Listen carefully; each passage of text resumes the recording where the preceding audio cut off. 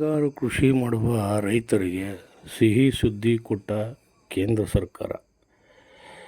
ಸನ್ಮಾನ್ಯ ಶ್ರೀ ನರೇಂದ್ರ ಮೋದಿಜಿಯವರ, ನಮ್ಮ ಭಾರತದ ಪ್ರಧಾನಮಂತ್ರಿಗಳು ಆದಂತಹ ಶ್ರೀಯುತ ನರೇಂದ್ರ ದಾಮೋದರ ಮೋದಿಜಿಯವರ ವತಿಯಿಂದ ರೈತರಿಗೆ ಬಹಳ ಒಳ್ಳೆಯ ವಿಚಾರ, ಸುವಿಚಾರ, ಸಿಹಿ ವಿಚಾರ. 2025-26 ಹಿಂಗಾರು ಋತುವಿನಲ್ಲಿ ಫಾಸ್ಫೇಟಿಕ್ ಮತ್ತು ಪೊಟ್ಯಾಷಿಯಂ ರಸಗೊಬ್ಬರಗಳ ಮೇಲಿನ ಪೌಷ್ಟಿಕ ಆಧಾರಿತ ಈ ಪೌಷ್ಟಿಕಾಂಶ ನೀಡುವ ಸಲುವಾಗಿ ರಸಗೊಬ್ಬರಗಳ ಮೇಲೆ ಸಬ್ಸಿಡಿ ದರಗಳಿಗೆ ಕೇಂದ್ರ ಸರ್ಕಾರದ ನರೇಂದ್ರ ಮೋದಿಜಿಯವರ ಸಂಪುಟ ಅನುಮೋದನೆ ನೀಡಿದೆ. 1 kg ರಂಜಕದ ಮೇಲೆ ಪ್ರಸ್ತುತ ನೀಡಲಾಗುತ್ತಿದ್ದ 43.60 ಸಹಾಯಧನವನ್ನು 47.96ಕ್ಕೆ ಏರಿಸಲಾಗಿದೆ. 1 kg ಗಂಧಕದ ಸಹಾಯಧನವನ್ನು 1.77ರಿಂದ 2.87ಕ್ಕೆ ಹೆಚ್ಚಿಸಲಾಗಿದೆ.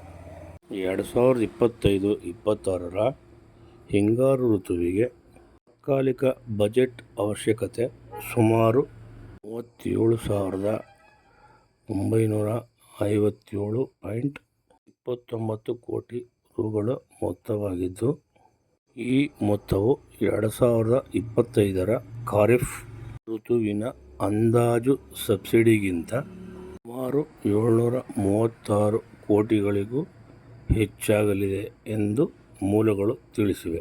ರೈತರ ಬೆನ್ನಿಗೆ ನಿಂತಿರುವ ಶ್ರೀಯುತ ನರೇಂದ್ರ ಮೋದಿಯವರು ರೈತರ ಹಿತ ಕಾಯಲು ಸದಾ ಸಿದ್ಧರಾಗಿದ್ದು, ಇದರೊಟ್ಟಿಗೆ ರೈತರಿಗೆ ಎಲ್ಲ ರೀತಿಯಿಂದಲೂ ಅನುಕೂಲ ದೊರಕಿಸಿಕೊಡುವ ನಿಟ್ಟಿನಲ್ಲಿ ಸದಾ ಮುಂದಿರುತ್ತಾರೆ.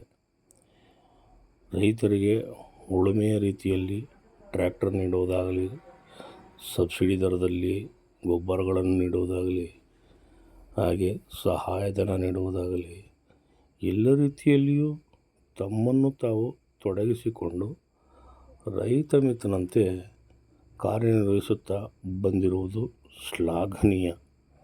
ನಿಜವಾಗಲೂ ಇಂಥ ಒಬ್ಬ ಪ್ರಧಾನಿಗಳು ನಮಗೆ ದೊರಕಿರುವುದು ಹೆಮ್ಮೆ ಹಾಗೂ ಸಂತೋಷದ ಸಂಗತಿಯಾಗಿದ್ದು, ರೈತಾಪಿ ವರ್ಗದ ಎಲ್ಲರಿಗೂ ಮಾನ್ಯ ನರೇಂದ್ರ ಮೋದಿಯವರು ಮತ್ತಷ್ಟು ಮಗದಷ್ಟು ಸಹಾಯವಾಗುವುದರಲ್ಲಿ ಯೋಜನೆಗಳನ್ನು ವಿಸ್ತರಿಸುವ ಗುರಿಯನ್ನು ಹೊಂದಬೇಕೆಂದು, ಇದರೊಟ್ಟಿಗೆ ರೈತರಿಗೂ, ಕುಶಲಕರ್ಮಿಗಳಿಗೂ, ಹಾಗೆ ಸಣ್ಣ ಬಡ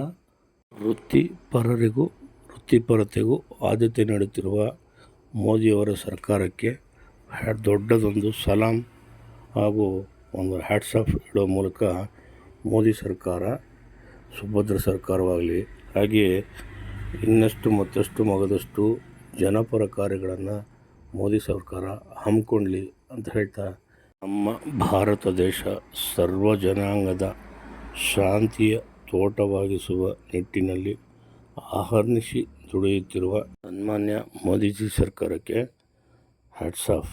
ಇದು ನಿತ್ಯ ನಿರಂತರವಾಗಿರಲಿ ಅಂತ ಹೇಳ್ತಾ, ಜೈ ಹಿಂದ್, ಜೈ ಕರ್ನಾಟಕ.